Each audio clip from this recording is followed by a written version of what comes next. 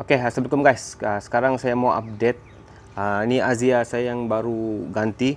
Sebab sebelum ni saya ada buat banyak video lah. Kamu boleh tengok juga kan, banyak video update selepas saya ganti oil warmer ataupun kita panggil oil cooler.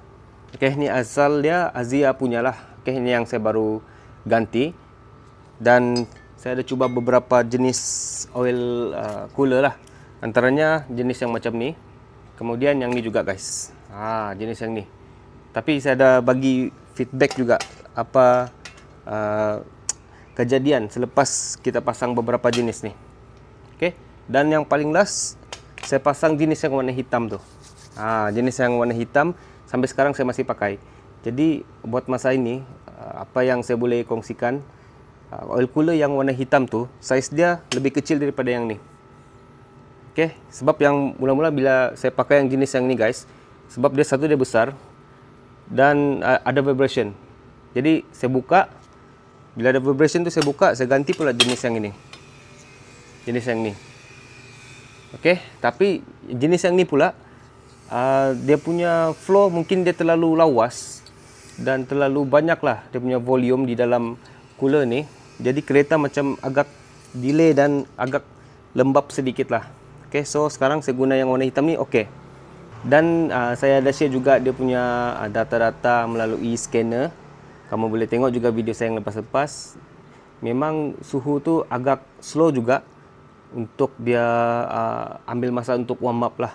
Tapi buat masa ni untuk yang respon masa berjalan, dia punya pick up buat masa ni alhamdulillah memang okay. Okay guys, sebenarnya banyak juga saya dapat feedback komen pasal bila kita tukar oil warmer ni dengan yang eksternal. Ada yang komen boleh bagi jahanam enjin, macam-macam lah. Tapi bila saya rasa bila kita tukar benda ni guys, sebenarnya satu dia boleh selamatkan kita punya gearbox daripada bercampur dengan coolant. Itulah sebab ramai kenapa dia buka oil warmer yang asal ni dan ganti kepada cooler eksternal. Sebab dia tidak mahu kita punya coolant bercampur dengan gearbox. Satu, kos dia mahal. Kos dia memang tinggi lah. Sama ada ganti gearbox ataupun overhaul gearbox. Itu saja. Ini satulah. Saya mau share juga. Selepas saya ganti dengan eksternal, dulu bila saya pakai yang ini guys, sebab bila kita packing kan, gearbox tu dia akan jadi panas. Sebab dia ikut suhu pada coolant. So, bila gearbox ikut panas, bila lepas starting kita mau gerak tu, enjin jadi lemau. Sebenarnya bukan enjin jadi lemau, tapi gearbox kita tu dia jadi berat. Tapi bila saya ganti dengan external cooler ni, gearbox dia lebih sejuk dan respon dia okey lah. Dia punya pick up memang okey, memang ada perubahan. Itu yang saya rasa lah. Tidak tahu kalau kamu rasa macam mana. Ini paling last lah, paling last. Saya akan pasang balik ni. Okay. Saya akan pasang balik oil warmer ni, tapi saya tidak connect coolant. Saya tidak akan connect coolant pada oil warmer ni. Sekarang saya mau tengok berapa suhu dia dapat. Adakah suhu dia tu dia boleh naik mengalahkan suhu enjin ataupun dia boleh jadi overheat.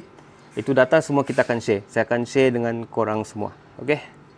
Saya rasa itu saja guys. Kalau ada apa-apa kamu boleh komen di bawah. Jangan lupa like, subscribe dan share dengan kawan-kawan info ni. Okey. Assalamualaikum.